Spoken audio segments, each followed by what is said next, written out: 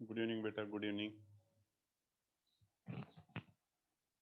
Good evening. आज बेटा booklet solve हो जाएगी और थोड़ा क्रॉस प्रोडक्ट जो बचा है उसको बता दूंगा। Good evening.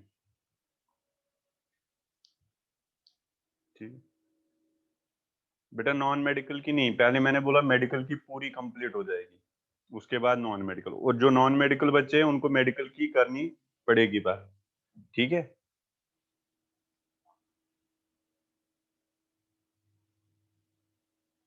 नहीं बेटा सारे क्वेश्चंस थोड़ी करूंगा, जो जो मेरे पास डाउट आए वो मैं सॉल्व करूंगा, सारे नहीं। और डॉट प्रोडक्ट क्रॉस प्रोडक्ट में वैसे ही क्वेश्चन इजी है, उसके सारे थोड़ी करेंगे। जो जो डाउट आए हैं मेरे पास मैंने उनको टिक कर रखा है बेटा, वही मैं एक्सप्लेन करूंगा यहाँ पे, सारे नहीं होंगे एक्सप्लेन। आवाज आ रही है सबको?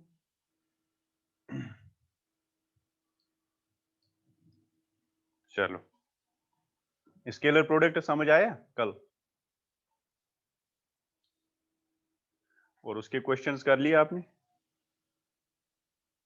चलो बढ़िया है, आज थोड़ा वेक्टर प्रोडक्ट भी करेंगे थोड़ा बहुत, ठीक है ना, और उसके कुछ क्वेश्चंस भी करा दूंगा।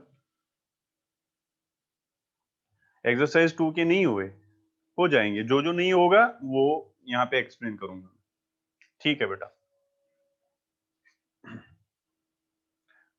जो जो नहीं हुआ बेटा वो एक्सप्लेन करूंगा।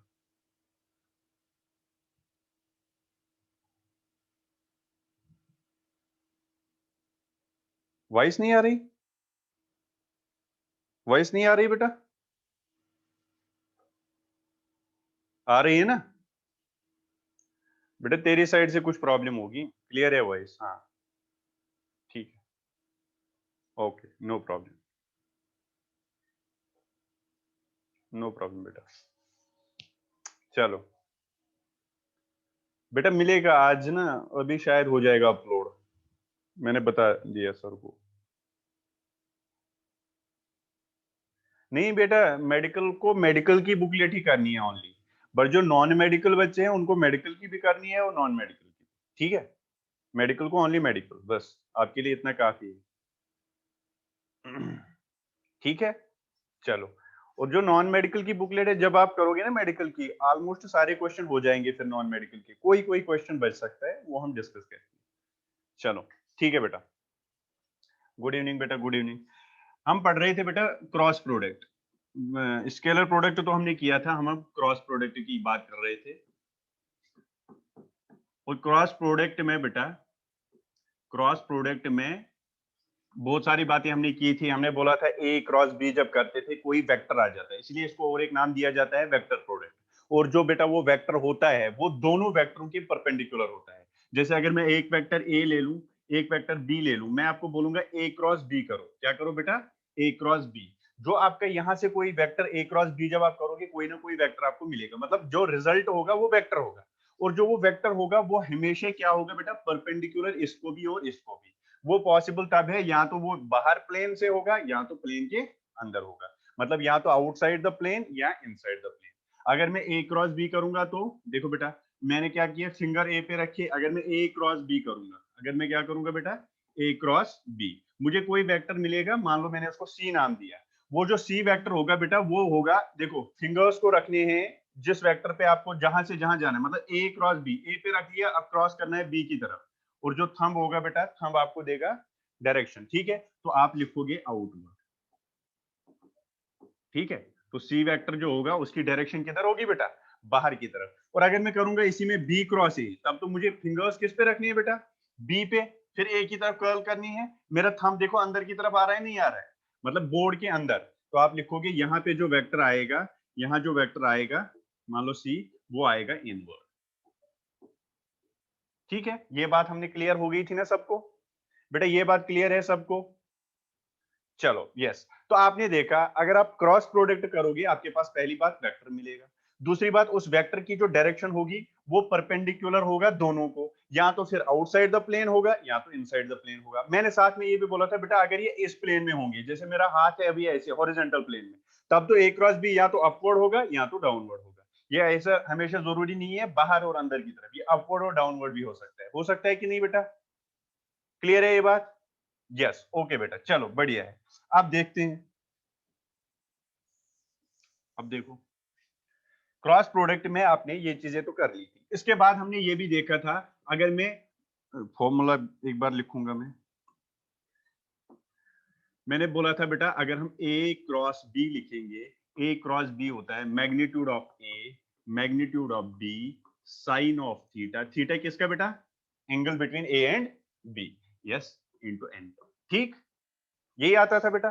फिर मैंने बोला बहुत जगहों पे आपको क्या होगा, ये एन कैप हटाना पड़ेगा, तो कुछ नहीं करना, आपको लिखना है ए क्रॉस बी का मॉड। अगर आपने ए क्रॉस बी का मॉड लिया बेटा, उस टाइम बेटा ये एन कैप क्या हो जाएगा, हट जाएगा। उस टाइम आएगा magnitude of A magnitude of B sine of theta. ये भी बोला था मैंने, अगर इसका मॉड लोगे आप तो एन कैप हट जाएगा। डायरेक्शन से कोई मतलब नहीं, ये वाला पोर्शन बेटा आपको मैग्नीट्यूड देता था, ये डायरेक्शन देता। अगर आपको बस मैग्नीट्यूड चाहिए, डायरेक्शन से कोई मतलब ही नहीं, तब तो आप इसका मॉड लोगे। मॉड मतलब इसका मैग्नीट्यूड, वो आएगा ए बी साइन थीटा, मतलब magnitude of A magnitude of B sine theta. आपको आप इसको ए बी साइन थीटा भी लिख सकते हो, इसमें कोई दिक्कत नहीं है। क्लियर है ये बात? इसके बाद बेटा हमने ये देखा था, अगर आई होगा आई क्रॉस आई, आई क्रॉस आई, तो क्या होगा वो?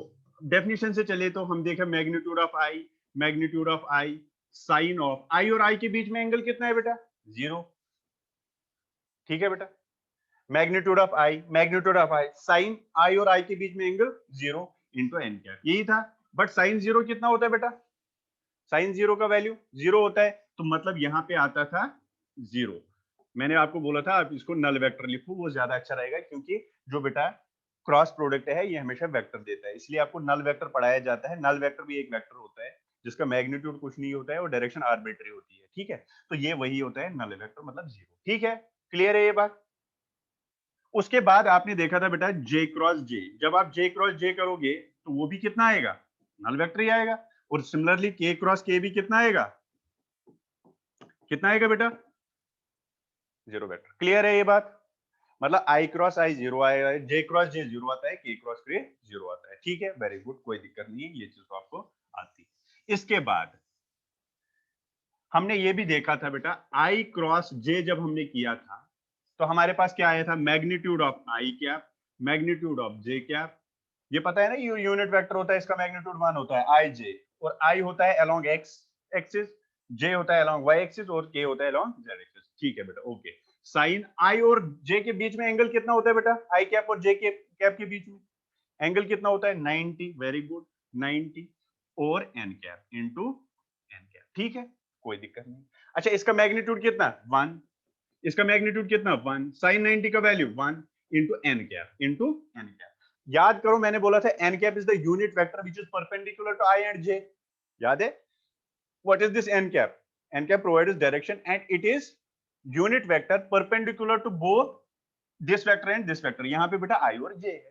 अगर आप यहां पे देखोगे, this is i, this is j and this is k, this is i cap, this is j cap and this is k. ठीक है बेटा, क्लियर है? अब सुनो, ये के एक्चुअली मैंने आपको कल भी बोला, ये ऐसे ले लेना। आप जो आप कॉपी होगी उसमें भी आप पेन ऐसे रखना। ये एक्चुअली में ऐसे नहीं है, ये कंफ्यूजन क्रिएट करेगा आपको, आप ऐसे रखना इसको के। क्लियर है ये बात?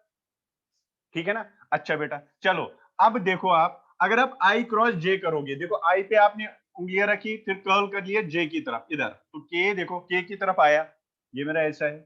आई क्रॉस जे तो के की तरफ आया, के की तरफ, के देखो बेटा ये बाहर की तरफ प्लस के है, मतलब के पॉजिटिव के। क्लियर है? तो आपने लिखा ये जो एन कैप है यही यहाँ पे किसके बराबर है? के कैप है। तो आपने लिखा आई क्रॉस जे जो होगा, आई कैप क्रॉस जे कैप, वो किसके बराबर होगा बेटा? के कैप। क्लियर? ठीक है। सिमिलरली बेटा फिर आपने देखा था जे क्रॉस के, जे क्रॉस के, कोई दिक्कत नहीं, जाओ जे क्रॉस। अब ये तो पता है, अब आपको 1 1 1 वो तो 1 ही रहेगा, आपको बस एन कैप देखना है ये कैसे आएगा। जे क्रॉस के, अगर मैं जे ये रहा बेटा, देखो जे ये है, ये उंगलियां रखी, अब के की तरफ मैं कर्ल करूंगा, कर लिए कर्ल, तो थंब किधर आया? पॉजिटिव आई की तरफ आया। वेरी गुड, तो इसका मतलब ये आएगा जे क्रॉस के, जे कैप क्रॉस के कैप किसके बराबर बेटा? आई कैप। क्लियर है? चलो, अब अगर के क्रॉस आई करूं,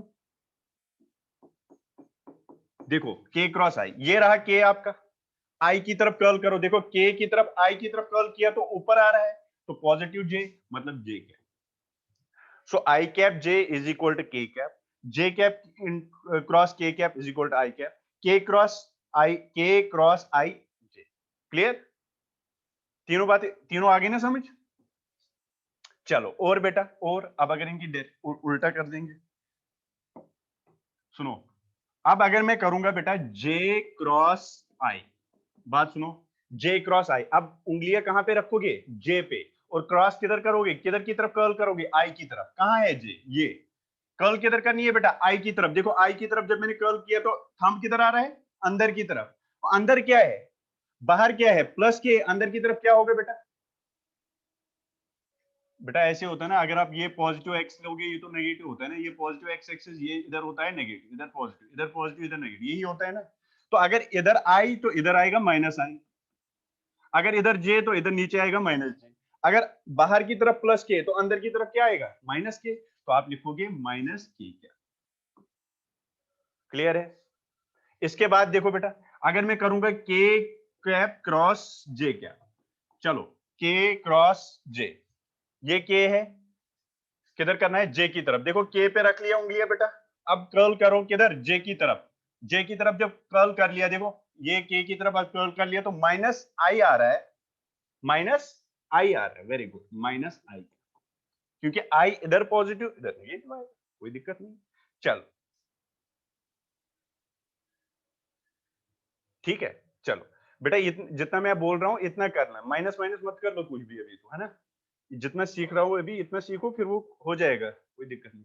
तो जे क्रॉस आई माइनस के क्रॉस जे माइनस आई, और आई क्रॉस के, आई क्रॉस के, अगर आपको आई क्रॉस के करना हो, आई ये रहा के की तरफ, के इधर है बेटा, देखो ये आई है, ये आई, और के की तरफ कर्ल करोगे तो ये तो नीचे की तरफ आएगा, तो नीचे की तरफ क्या है? माइनस जे। अरे क्लियर है सबको?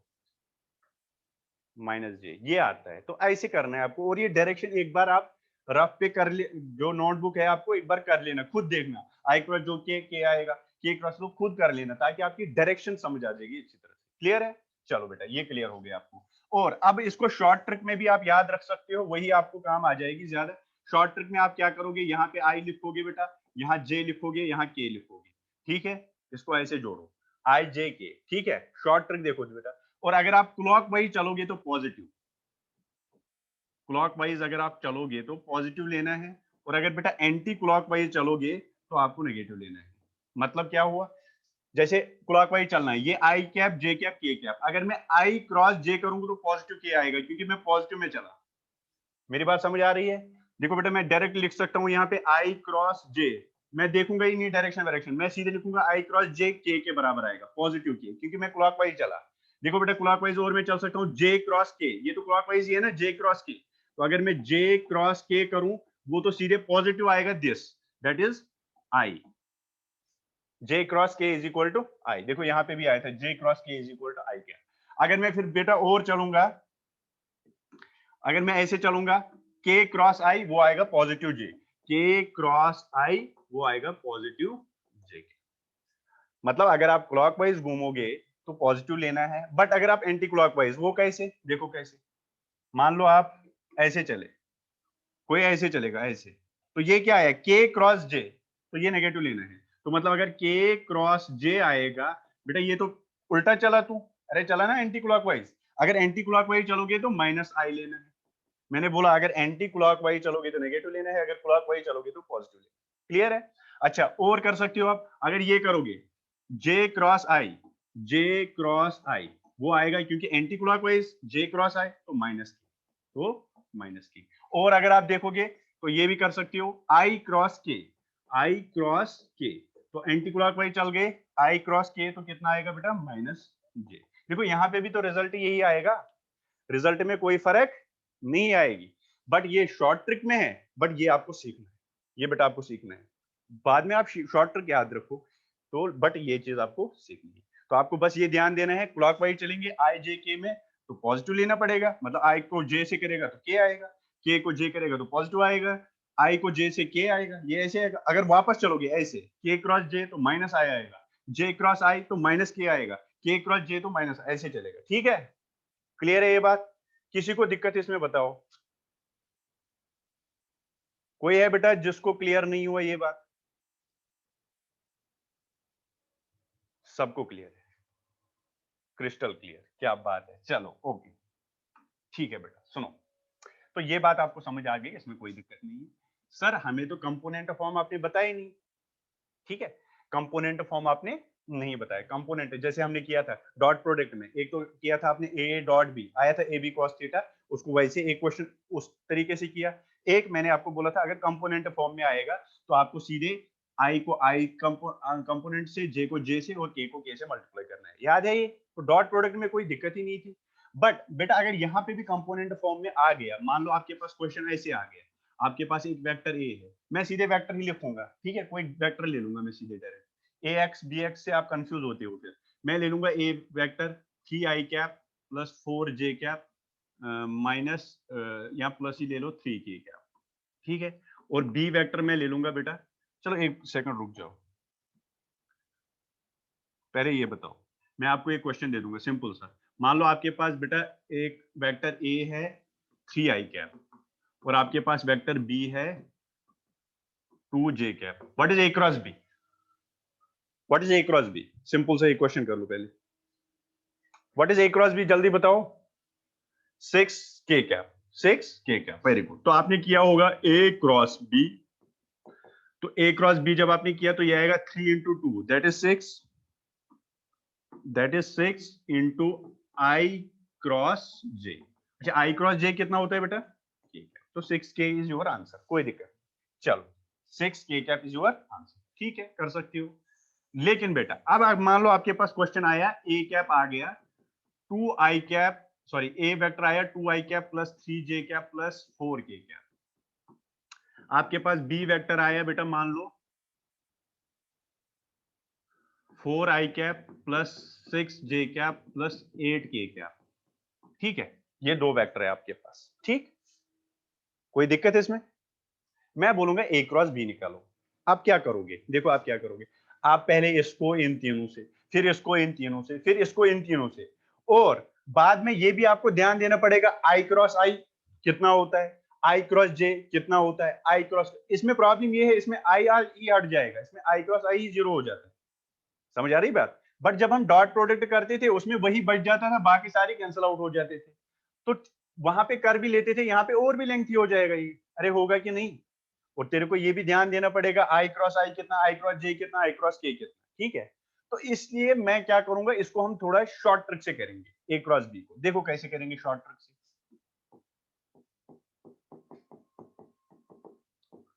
मैंने सीधे लिखा बेटा क्वेश्चन ही, ठीक है, क्योंकि आपने पढ़ रखा है, आप ये एक रिवीजन है, पूरा बेसिक से नहीं पढ़ रहे, ये आपको आता है, कोई दिक्कत नहीं, मैं आपको बस सिखाता हूँ कि क्वेश्चन कैसे टैकल करें।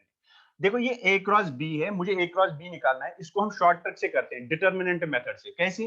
देखो बेटा एक डिटर्मिनेंट बनाते हैं, यहाँ पे लिखते हैं हम आई कैप, यहाँ जे कैप और यहाँ के कैप, ठीक है, बात सबको समझ आ रही है? ये डिटर्मिनेंट क्या होता है ये आप आगे सीखोगे, बस अभी आपके लिए शॉर्ट ट्रिक है। देखो कैसे करेंगे, मुझे ए क्रॉस बी निकालना है ना, मुझे निकालना है बेटा ए क्रॉस बी, तो मैं शॉर्ट ट्रिक में कैसे निकालूंगा? आप वैसे भी निकाल सकते हो, इसमें कोई दिक्कत नहीं है, अगर किसी को कैलकुलेशन वैसे ही इजी लगती है तो वो वैसे ही कर लेना, कोई दिक्कत नहीं है।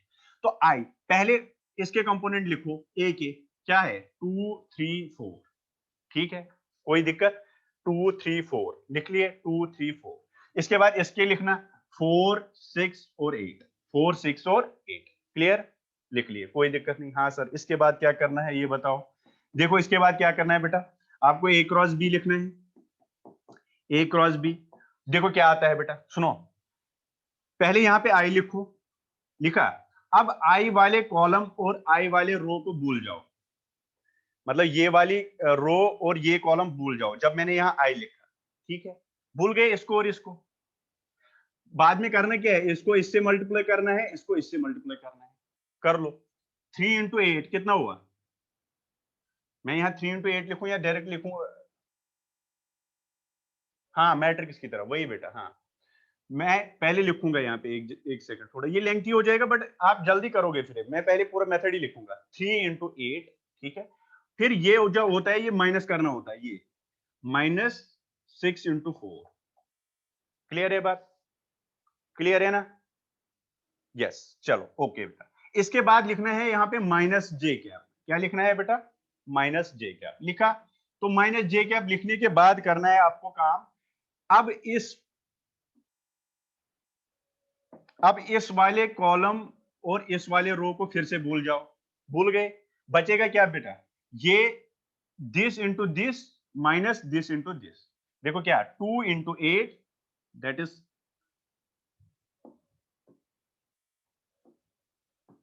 2 इंटू 8। देखो बेटा ये वाला भूल गया, जैसे है ही नहीं, तो तूने क्या किया 2 इंटू 8, ठीक है, माइनस क्या करेगा बेटा 4 इंटू 4, 4 इंटू, क्लियर है, क्लियर है, वेरी गुड। इसके बाद लिखेगा प्लस के कैप।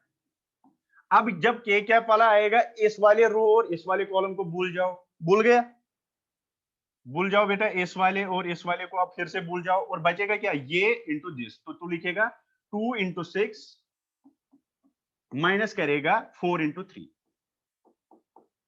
अरे बात समझ आ रही है कि नहीं आ रही है? हाँ ये नल वेक्टर ही आएगा, मैंने यहीं पे इसको ऐसे सेट किया कि ये 0 आएगा, कोई दिक्कत नहीं, ठीक है बेटा। अब क्या हुआ, ये आएगा a क्रॉस b, अब बस सॉल्व करो, काम हो जाए, हो गया, ये हो गया 3 इंटू 8 24 माइनस 24 मतलब 0 आई कैप, ये आएगा 2 इंटू 8 16 माइनस 16 मतलब माइनस 0 जे कैप, ठीक है, और ये आएगा प्लस 12 12 तो मतलब 0 के कैप, प्लस 0 के कैप, तो मतलब ये कितना हुआ 0 0 0, तो मतलब 0 आ गया, नल वेक्टर ही आना था बेटा। बट तेरे को ये मेथड कुछ, बेटा इसका मेथड कुछ नाम नहीं है, तू डिटर्मिनेंट मेथड बोल सकता है इसको, बट ये शॉर्ट ट्रिक है, determinant, short trick by using determinant, ये कोई मेथड नहीं है।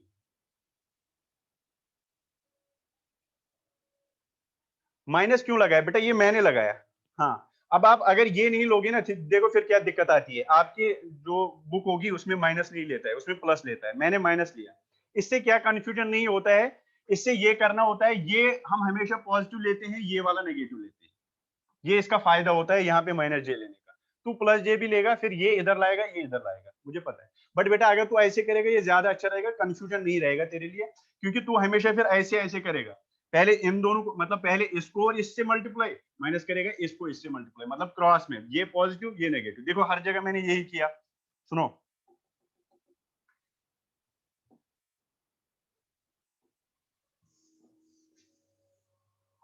देखो मैंने क्या किया, फिर से मैं और एक क्वेश्चन करा दूंगा आपको इसमें। मान लो बेटा आपके पास वेक्टर ए है 2 आई कैप प्लस 3 जे कैप प्लस 4 के कैप, आपके पास वेक्टर बी है आई कैप प्लस जे कैप प्लस के कैप, ठीक है, ठीक है बेटा।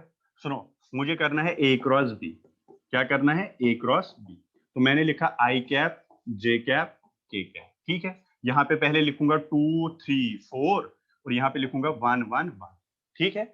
अब मैंने क्या है, मुझे शॉर्ट ट्रिक पता है, मैं वही करूंगा, तो मैंने क्या किया बेटा ए क्रॉस बी, ए क्रॉस बी कितना आएगा देखो, सुनो ये और ये भूल जाओ, अगर मैंने आई लिखा तो आई वाली रो और आई वाली कॉलम भूल जाओ, भूल गया ये और ये, तो बचेगा दिस इंटू दिस, ठीक है, तो तूने लिखा 4 सॉरी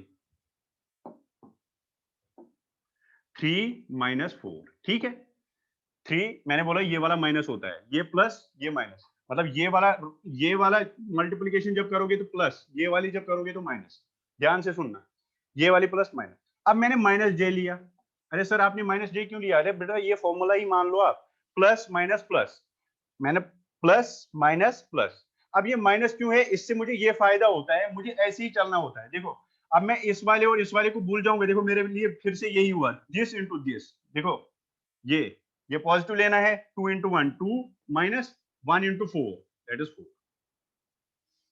क्लियर है, मतलब यही चलने के लिए। अब कोई बच्चा बोलेगा सर मैं पहले इनको करूंगा फिर यहाँ माइनस नहीं आएगा, बट मुझे ऐसा लग रहा है ये हमेशा आप याद रखोगे, क्योंकि आपको हमेशा ऐसे ही चलना है, ये पॉजिटिव होएगा ये नेगेटिव, ठीक है।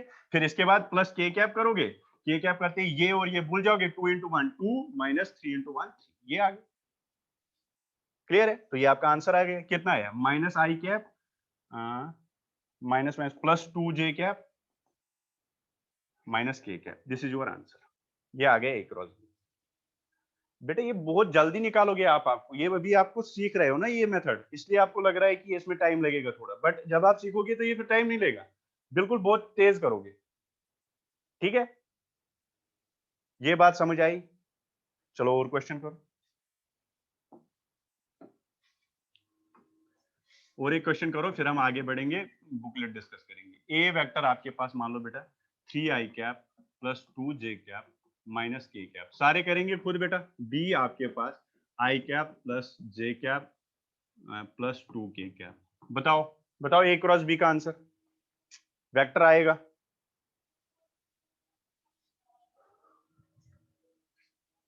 जल्दी बताओ बेटा, यही डिटरमिनेंट मेथड जल्दी करो यूज, कोई वैसे भी करेगा तो कोई दिक्कत नहीं, ये कोई जरूरी नहीं है डिटरमिनेंट मेथड से ही करोगे, है ना।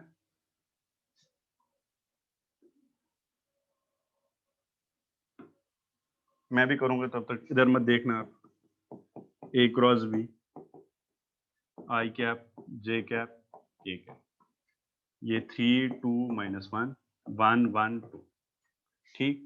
अब इसको आई 4 प्लस 1 माइनस जे 6 प्लस 1 प्लस के 3 माइनस 2, तो ये आ गया 5 आई कैप माइनस 7 जे कैप प्लस के कैप, यही आ गया सबका, यहां मैंने कुछ गलती कर ली। 5 आई कैप माइनस 7 जे कैप प्लस के कैप, यस बेटा सबका यही आया। ओके बेटा क्लियर है, तो मतलब ये बात समझ आई।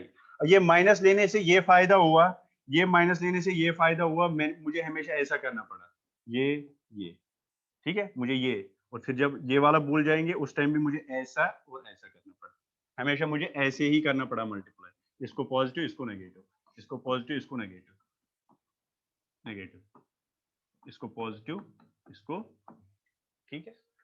शॉर्ट ट्रिक में फिर याद भी रहनी चाहिए ना, क्योंकि कंसेप्ट होता नहीं है, भूल सकते हो ना आप, ठीक है।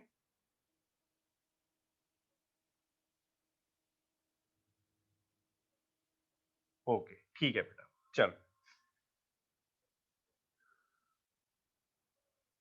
सर 3i कैप नहीं आएगा, कहाँ 3i कैप कहाँ आएगा, यही आ गया बस, -5j कैप आ रहा है, 3 - 2 यही आ रहा है, आपको गलती होगी बेटा, दोबारा कर ले। ओके चलो सुनो अब, ठीक है बेटा, हाँ सही है। तो क्रॉस प्रोडक्ट में आपने देखा, अगर वैसे भी आप करना चाह सकते,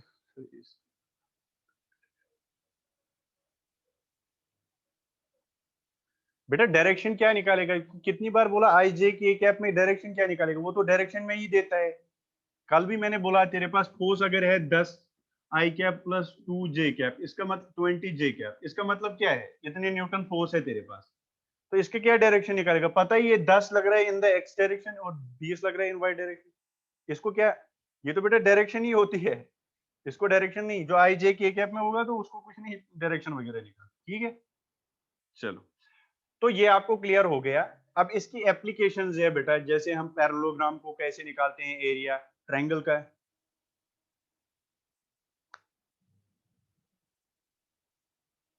ऐड और सब्ट्रैक्ट वो क्वेश्चंस होंगे बेटा उसमें, है ना, पूरा हम वो क्वेश्चंस होंगे मॉड्यूल में, वो हम डिस्कस वहां पे करेंगे, ठीक है। चलो अब मॉड्यूल ही डिस्कस करेंगे, वहां पे क्वेश्चंस मिलेंगे, ठीक है।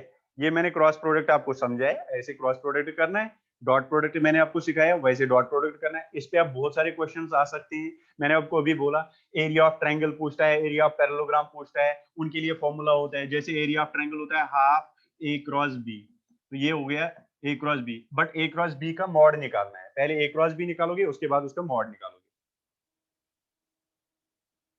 ठीक है, ठीक है ना। तो आप ऐसे देख लेंगे। अब सुनो, बात सुनो, क्वेश्चन नंबर देखो 84 आपका डाउट है बेटा, आप बुकलेट खोलो बस हो गया। 84th, ठीक है, 84th आपका डाउट है, बट बेटा 84 एंड 85th जो क्वेश्चंस है ये दोनों आपको अभी नहीं करने।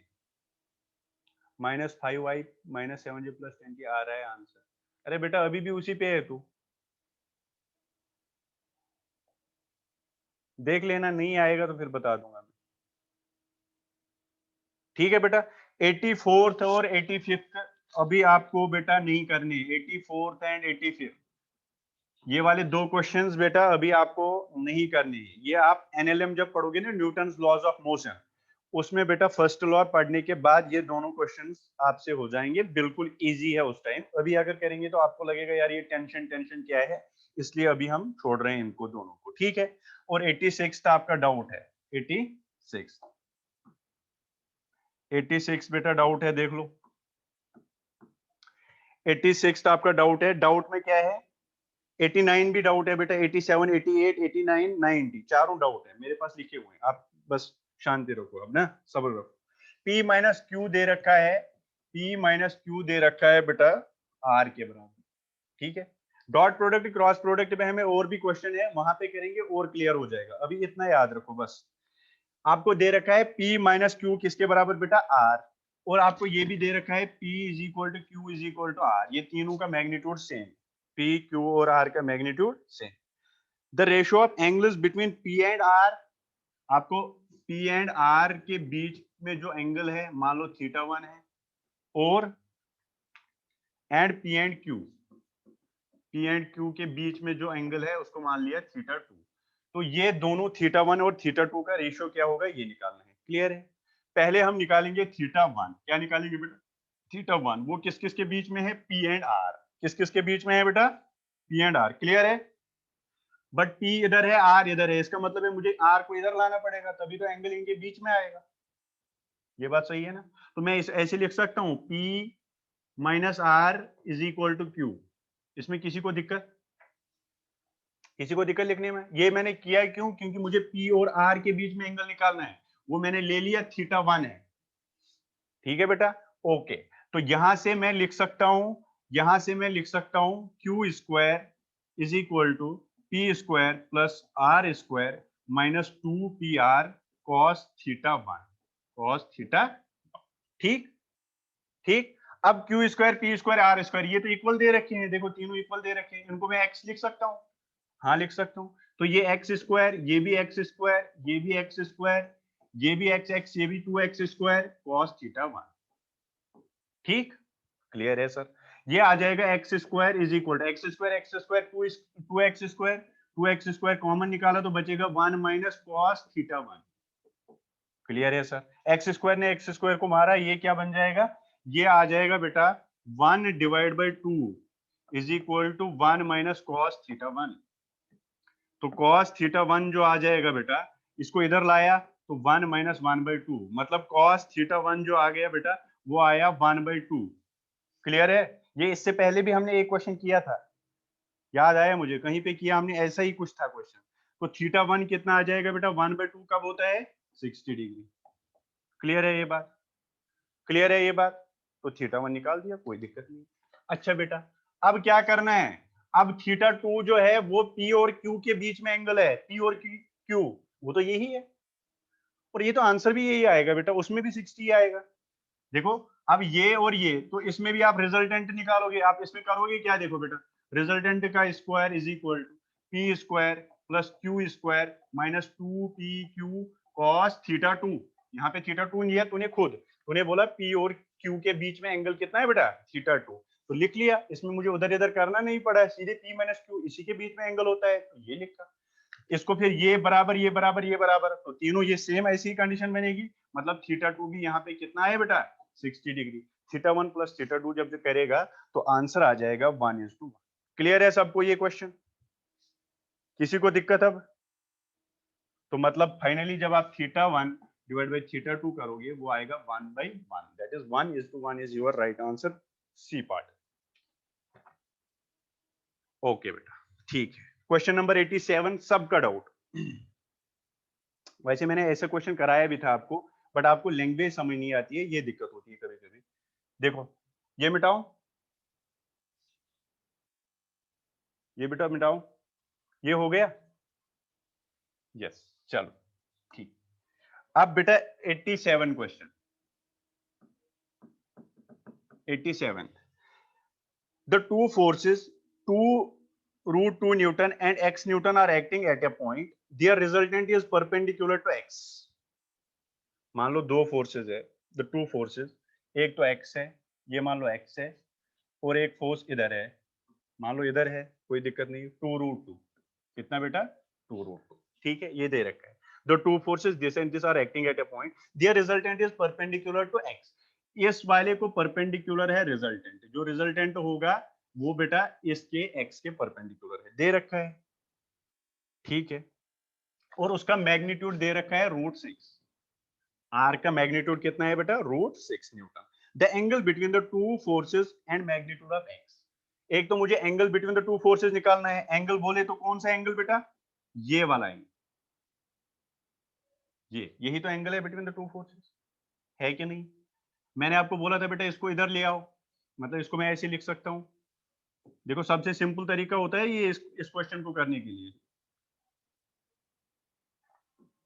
ये अब ये रिजल्टेंट, ये x, ये 2 √2, और एंगल कौन सा है, ये वाला, ये एंगल थीटा है। नो, वेरी गुड, तो ये एंगल थीटा है, इसको अल्फा नाम दे दूं। यस, अल्फा नाम दे। अब टेन अल्फा नहीं निकाल सकते क्योंकि एक्स पता नहीं, ये मुझे क्या पता है, ये आर कितना है √6, हाँ ये तो √6 दे रखा है, ये तो √6 दे रखा है, ये और ये मुझे पता है, तो मैं निकाल कौन सा एंगल निकाल सकता हूँ। अगर मुझे ट्रायंगल में परपेंडिकुलर और हाइपोटेन्यूज दे रखा होगा तो साइन थीटा निकाल सकता हूँ ना बेटा, तो मैं यहाँ से साइन अल्फा निकालूंगा। ये खुद देखा करो मैं क्या निकालूंगा यहाँ से, अगर बेटा ये और ये होता तो मैं tan निकालता था, बट ये नहीं है तो मुझे ये और ये दे रखा, अगर ये और ये होता तो मैं क्या निकालता cos। अभी मैं निकालूं साइन अल्फा, साइन अल्फा आएगा perpendicular divide by hypotenuse, that is 2 √, सही है, क्लियर है। तो ये कितना आ जाएगा बेटा, इसको थोड़ा सॉल्व कर सकते हो आप। ये √6 डिवाइड बाय 2 √2, अगर मैं इसको √2 से मल्टीप्लाई डिवाइड करूंगा तो ये कितना आएगा साइन अल्फा, थोड़ा सॉल्व कर लेना बेटा इसको, 6 12 और नीचे आया 2 4, तो √12/4, तो ये कितना हुआ 2 √4, ये आ गया बेटा 4 × 3 लिख सकता हूं तो ये बाहर आएगा 4 √3 डिवाइड बाई 4, ये आ गया। तो 2 और 2 तो कितना आया √3/2। थोड़ा बेटा कैलकुलेशन सीख लो है ना, अगर आप यहाँ पे आप सोचोगे कुछ नहीं हो रहा है तो √3/2 आया, तो √3/2 कब होता है अल्फा का 60 डिग्री। सो मतलब आपका आ गया बेटा साइन अल्फा आया √3/2, तो इसका मतलब अल्फा कितना बेटा 60 डिग्री, और अगर अल्फा 60 डिग्री है तो इसका मतलब थीटा कितना आ जाएगा बेटा 180 - 60, that means 120 degree, that means 120 degree, बढ़िया है, ठीक है 120 डिग्री। इसके बाद और पूछता है the angle between the two forces, तो निकाल दिया आपने, and magnitude of x, x का मैग्नीट्यूड निकालो बेटा, मतलब ये एक्स निकालना है। अरे निकलेगा क्यों नहीं निकलेगा, ट्रायंगल में ये साइड पता तो एक्स निकलेगा, राइट एंगल ट्रायंगल है तो निकलेगा। तो मैं क्या लिखूंगा बाय पाइथागोरस थ्योरम 2 √2 का स्क्वायर मतलब hypotenuse square is equal to base square, that is x square plus perpendicular square, that is √6 का स्क्वायर। क्लियर है, पाइथागोरस थ्योरम लगा सकता हूँ ना बेटा इस ट्रायंगल में, ये साइड पता ये साइड पता, ये एक्स निकाल सकता है, कितना आ जाएगा 4 × 2 that is 8 is equal to x square plus 6, तो यहां से आ गया x आया, ये 8 - 6 मतलब √2 न्यूटन आ गया बेटा x, तो मतलब option A is right. Clear है सबको, क्लियर है सबको बेटा, किसी को दिक्कत है, ओके बेटा ठीक है, चलो बढ़िया, मिटाओ इसको 88,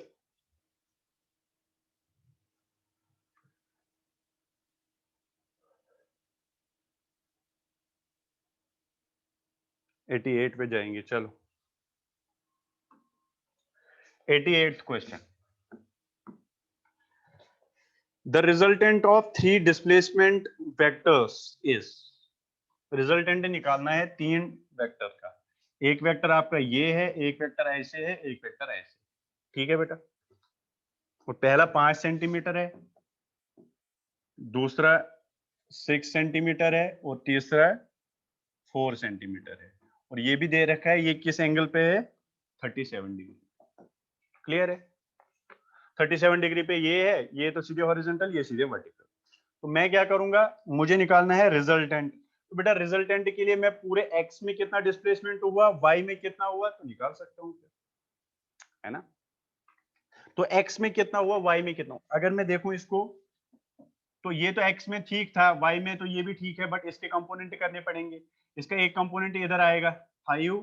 तो अगर मैं डिस्प्लेसमेंट x में देखूं, अगर मैं डिस्प्लेसमेंट इन x डायरेक्शन देखूंगा, total displacement in x direction, तो वो कितना आएगा बेटा, इसका ये कंपोनेंट 5 cos 37, 5 cos 37 प्लस क्या करोगे बेटा, इस वाले वेक्टर, दूसरे वेक्टर का 6 जुड़ेगा, और तीसरे वेक्टर का कुछ नहीं जुड़ेगा, क्योंकि उसमें हॉरिजॉन्टल कोई कंपोनेंट नहीं है। सर ओपी को फ्री वेक्टर यार कोई कर सकता है?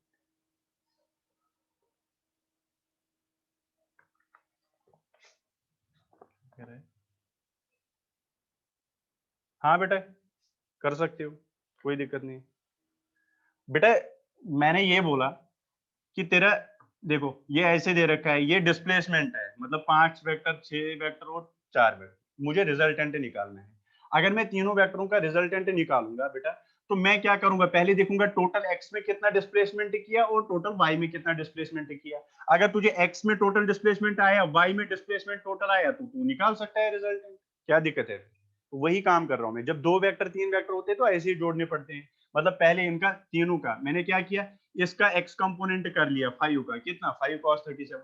दूसरे का x कंपोनेंट वो सीधे 6 आ जाएगा, क्योंकि इसका पूरा x में है, और तीसरे का y का x में कुछ नहीं है, क्योंकि वो पूरा y में। ठीक है, तो ये कितना हुआ 5 cos 37, 37 cos 37 4/5, तो 4 4 प्लस 6 दैट इज 10। तो 10 आई कैप आपका x में डिस्प्लेसमेंट आ गया टोटल। क्लियर है? अब मुझे निकालना क्या है, y में।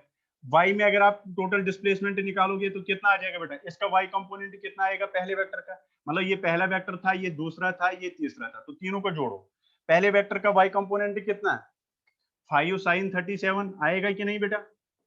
अरे इतना पता है ना, इसका इधर 5 cos 37, इधर 5, ये आएगा 5 cos 37, और इसका y में कितना आएगा 5 sin 37। ठीक, वही किया मैंने, 5 sin 37 y में, प्लस इसका y में है कुछ 6 का नहीं है कुछ भी, तो 0, प्लस इसका y में 4 है, तो ये कितना आएगा, y में कितना डिस्प्लेसमेंट हुआ, 5 sin 37 3/5, 3/5 5, तो 3 तो 7 7 आ गया, 7j क्या। ठीक है बेटा, तो तेरे पास जो रिजल्टेंट वेक्टर आ गया वो आ गया बेटा क्या, 10 आई कैप प्लस 7j कैप। बस अब इसका मैग्नीट्यूड निकालना है, तो मैग्नीट्यूड कितना आएगा, under root of 10 square plus 7 square, तो वो कितना हुआ 10 10 100 7 7 149 इज योर आंसर। अरे क्लियर है बेटा? ऐसे वेक्टर आपको मिलेंगे तो कुछ नहीं करना, उनको कंपोनेंट करो, एक्स वाई में उनको तोड़ दो, फिर सबको एक्स में जोड़ो, वाई को जोड़ दो, और लास्ट में फिर जैसे आप निकालते हो रिजल्टेंट वैसे निकालो। ठीक है, बस बाकी कुछ खेल नहीं है इसमें, इतना टफ क्वेश्चन नहीं था, सबका डाउट था ये ऊपर से। क्वेश्चन नंबर 89 देखो आप।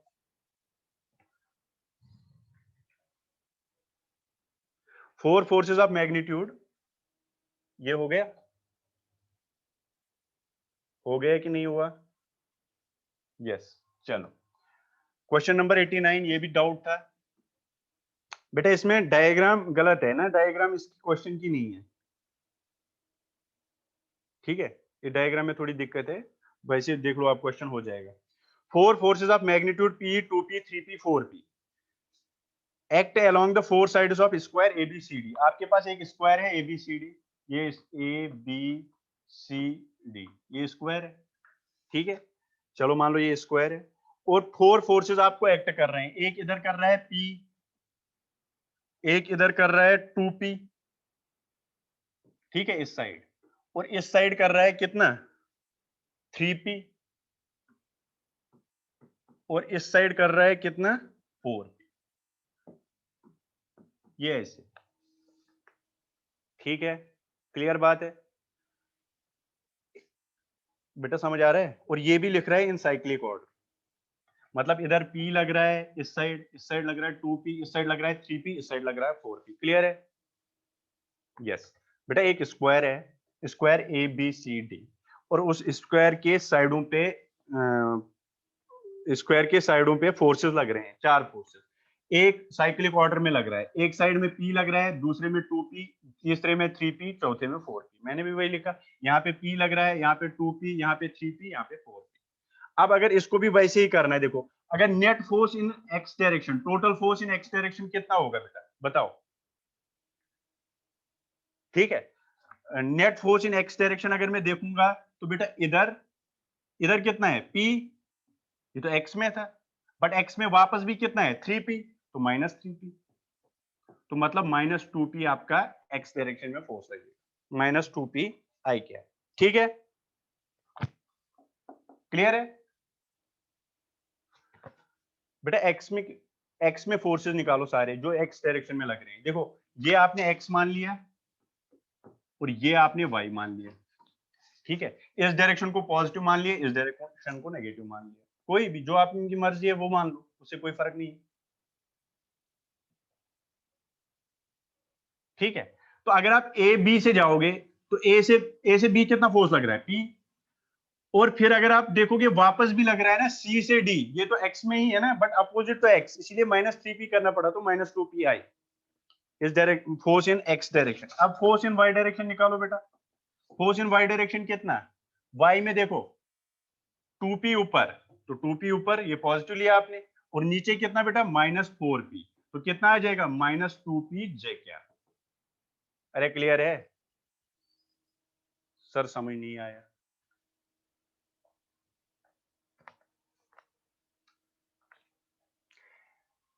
बेटा, स्क्वायर पता है क्या होता है, स्क्वायर के सारे साइड सेम होते हैं, ये स्क्वायर है।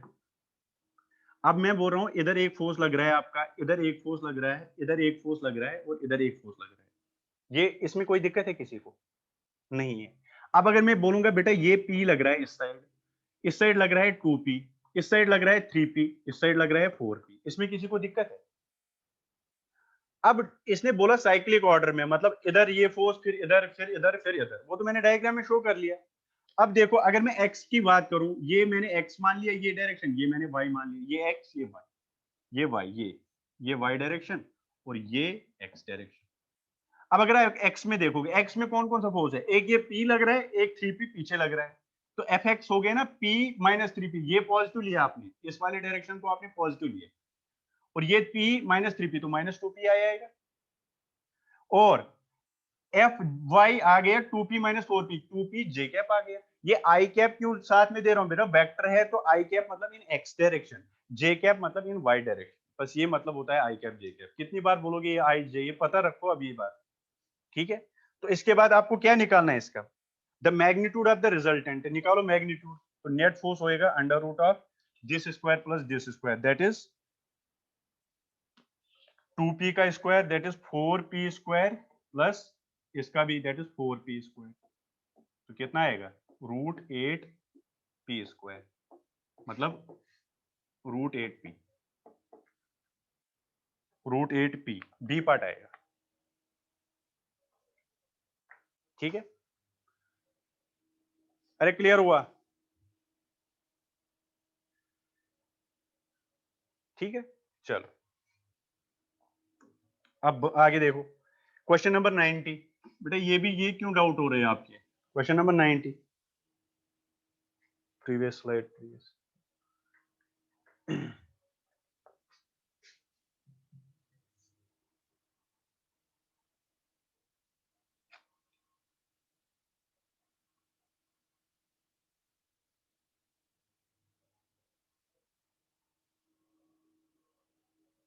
सर 88 क्वेश्चन हुए,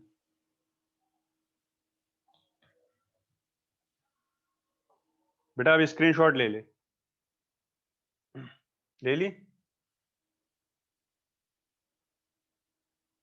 हो गया। चल अब क्वेश्चन नंबर 90, क्वेश्चन नंबर 90 में the component of A vector is, बेटा कंपोनेंट ऑफ ए वेक्टर देखो, ये मान लो कोई वेक्टर मान लो, ये ए वेक्टर है, या कोई भी वेक्टर जो भी आप मान लो ए, ये मान लो थीटा है बेटा, इसका एक कंपोनेंट इधर आता है ए कॉस थीटा, मतलब ए एक्स जो आएगा, मतलब इस डायरेक्शन में जो इसका कंपोनेंट आएगा ए एक्स, और इस डायरेक्शन में ए वाई कितना आएगा बेटा, ए साइन आएगा कि नहीं, अरे आएगा ना। अब बेटा आपको पता है कॉस थीटा का वैल्यू जो मैक्सिमम, कितना मैक्सिमम वैल्यू होता है कॉस थीटा का, बेसिक मैथ्स में पढ़ा होगा, कॉस या साइन 1 होता है, बट 1 भी होता है, मैं लेस और इक्वल टू 1 लिख सकता हूं इसका वैल्यू। तो अगर इसका वैल्यू लेस देन और इक्वल टू 1 है तो इसका मतलब है ए एक्स कॉस थीटा ए के बराबर भी हो सकता है, मतलब ए एक्स शुड बी लेस और इक्वल टू ए, क्योंकि अगर कॉस थीटा किसके बराबर होगा, 1 के बराबर, तो उस केस में ए एक्स ए के बराबर होगा, और अगर कॉस थीटा लेस देन 1 होगा तो ए एक्स लेस देन ए होगा, तो दोनों आ सकते हैं। तो मतलब जो आपका कंपोनेंट है वो लेस देन भी हो सकता है और इक्वल टू भी हो सकता है, लेकिन इसने ऑप्शनों में लिखा always less than, always greater than. Always less than गलत हो जाएगा, ऑलवेज लेस देन नहीं होगा, इसलिए इसका ऑप्शन डी आएगा। क्लियर है, क्लियर है सबको? यस, सिंपल सी बात है, यहाँ पे भी आप समझ सकते हो, ये इसका मैथमेटिकली मैंने दे दिया, वैसे भी आपको पता होनी चाहिए ये चीज, ठीक है। बराबर भी हो सकता है बट लेस देन ही होता है, ठीक है, बराबर भी हो सकता है बट इसने बोला ऑलवेज लेस देन, तो ये गलत हो गया, ठीक है। चलो ये क्वेश्चन नंबर 90, 91 भी डाउट में है, 91 भी डाउट में है बेटा। इससे पहले भी हमने एक क्वेश्चन किया था, क्या नहीं आया समझ बेटा, ये नहीं आया समझ, बताना।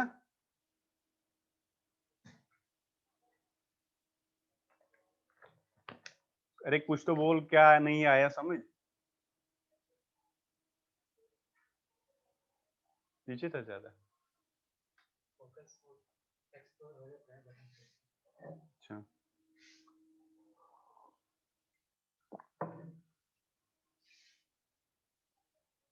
अब कुछ नहीं बोलेगा, चलो मतलब समझ आ गया।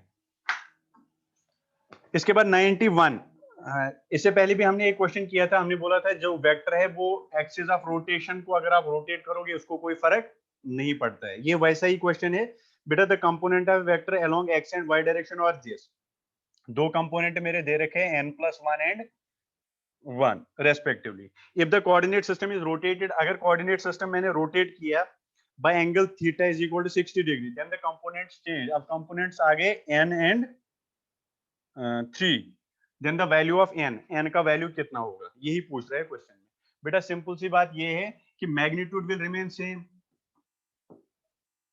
Magnitude will remain same. अब अगर मैग्नीट्यूड सेम रहेगा, अगर मैग्नीट्यूड क्या रहेगा बेटा, सेम, तो पहले मैग्नीट्यूड कितना आएगा, अंडर रूट ऑफ n+1 का square plus 1 square is equal to finally कितना आएगा, n square plus 3 square. Root हटा दो तो ये कितना आएगा, n square plus 1 plus n 2n plus 1 is equal to n square plus 9, n square हट गया, 2n इज इक्वल टू 7, तो n आ जाएगा 3.5, ये आपका आंसर आएगा बेटा। मैग्नीट्यूड चेंज नहीं होगा तो मैग्नीट्यूड निकालो, पहले कितना मैग्नीट्यूड था उसको फाइनली मैग्नीट्यूड के बराबर करो, आंसर आ जाएगा 3.5 इज राइट आंसर, ठीक है। क्लियर है, क्लियर, ओके। इसके बाद 94th आपको बेटा डाउट था, बट 94th जो क्वेश्चन है, 94th क्वेश्चन भी आपको जब आप न्यूटन लॉज ऑफ मोशन करोगे उसके बाद हो जाएगा। 93 भी डाउट है बेटा, फिर भेजा क्यों नहीं तूने? 93 चलो, the horizontal component of the weight of a body of mass m is 93, the horizontal component of the weight of a body of mass m is, बेटा वेट ये भी उसके बाद ही हो जाएगा। चलो अब फिर भी बता दूं, अगर कोई वेट हमेशा बेटा नीचे की तरफ होता है mg के बराबर, किसी भी बॉडी का अगर वेट होगा वो नीचे की तरफ होता है हमेशा mg, वेट इसको बोलते हैं, ठीक है, mass into acceleration due to gravity. अभी इसको रहने दो बेटा, अभी इस क्वेश्चन को, ठीक है। वैसे फिर ये बोलता है हॉरिजॉन्टल कंपोनेंट, ये वाला कंपोनेंट इसका जीरो ही होगा क्योंकि ये परपेंडिकुलरली आ गया, देखो cos 90 कितना होता है, जीरो होता है ना, तो ये जीरो हो जाएगा, तो हॉरिजॉन्टल कंपोनेंट नहीं आएगा इसका। जो वेट होता है बेटा वो हमेशा डाउनवर्ड होता है, वर्टिकली डाउनवर्ड होता है वेट, तो वेट mg नीचे की तरफ है। ये बोलता है इसका हॉरिजॉन्टल कंपोनेंट कितना होगा, इसका हॉरिजॉन्टल कंपोनेंट जीरो हो जाए क्योंकि ये वर्टिकली डाउनवर्ड है ना। क्लियर है अब, ठीक है, यस ठीक है बेटा। इसमें ये वेट वगैरह जो चीजें है ना, ये अभी आपको नहीं समझ आएंगे क्योंकि ये आपको पढ़ने हैं, ठीक है, एनएलएम में। अभी भी इस क्वेश्चन को आप भी छोड़ भी सकते हो, लेकिन वैसे कोई दिक्कत नहीं है, ये वाला टोटल फोर्स तो इधर जीरो। इसके बाद 94 मैंने बोला, 94 आप बेटा एनएलएम में पढ़ोगे, ये भी अभी नहीं करना है आप। इसके बाद डाउट था 97 का, 97 देख लो।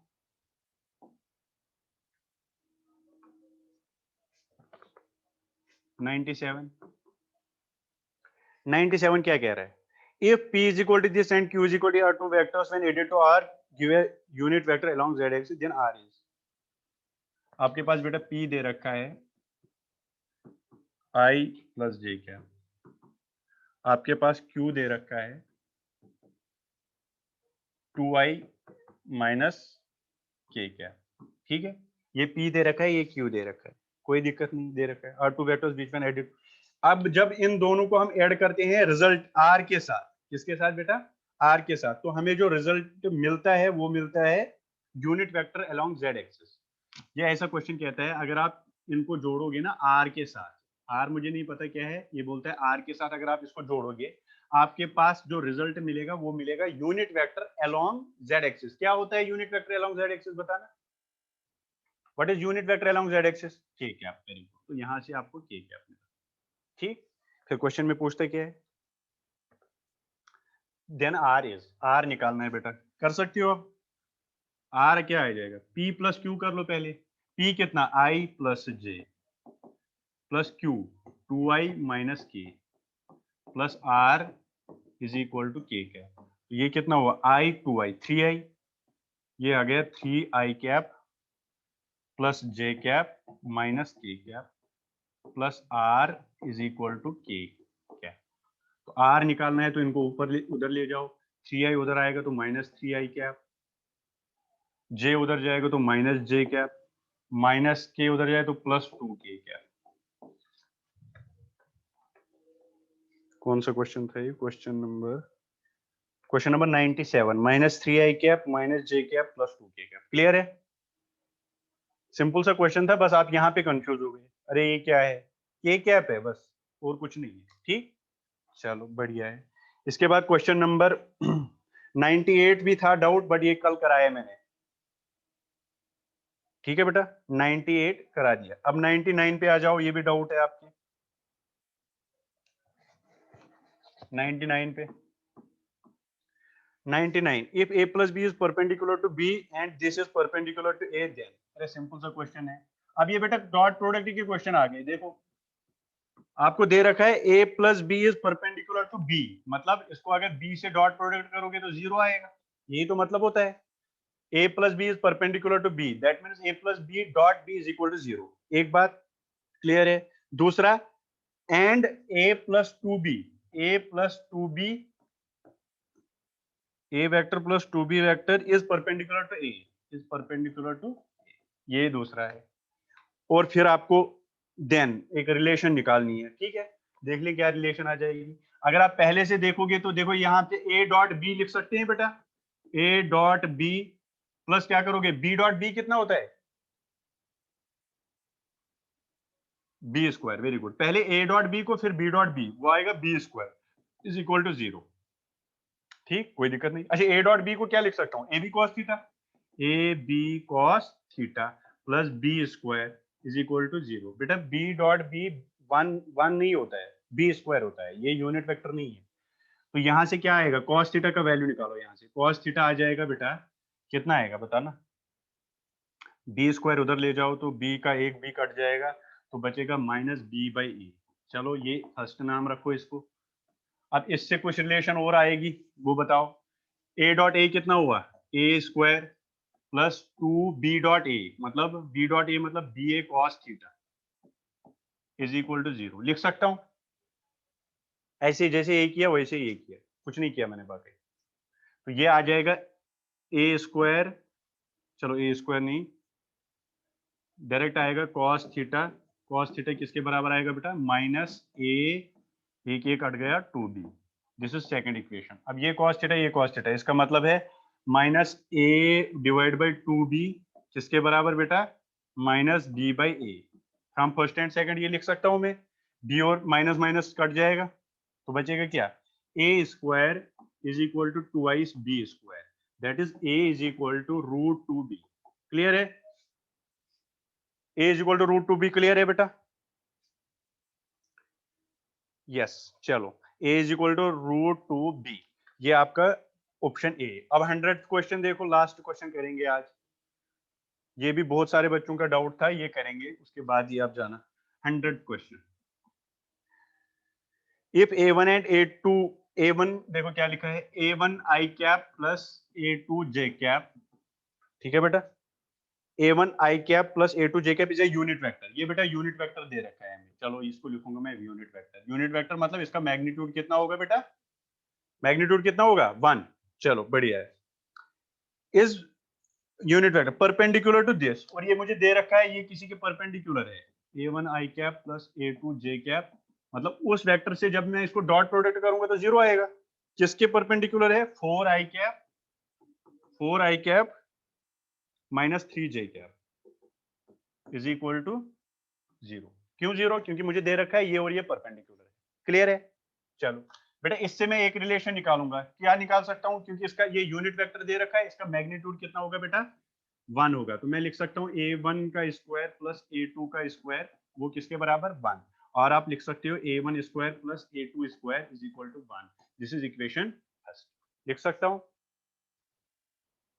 चलो इसको ऐसे ही रहने दे इस इक्वेशन को। इससे और एक इक्वेशन बनाओ, इससे दूसरे वाले से। देखो डॉट प्रोडक्ट करना आएगा, बताओ कितना आएगा, 4 इंटू a1 कितना हुआ, 4a1 plus sorry minus 3 into a2 कितना हुआ 3a2। अरे यही तो करते हैं, i को i से, j को j से, इज इक्वल टू किसके बराबर 0 के बराबर। तो यहां से क्या आ जाएगा, 4a1 किसके बराबर 3a2 के बराबर। तो यहां से मुझे समझ आ जाएगा कि a1 जो आएगा वो आएगा 3 टाइम्स a2 डिवाइड बाई 4। ठीक है, इसको सेकंड बोलो।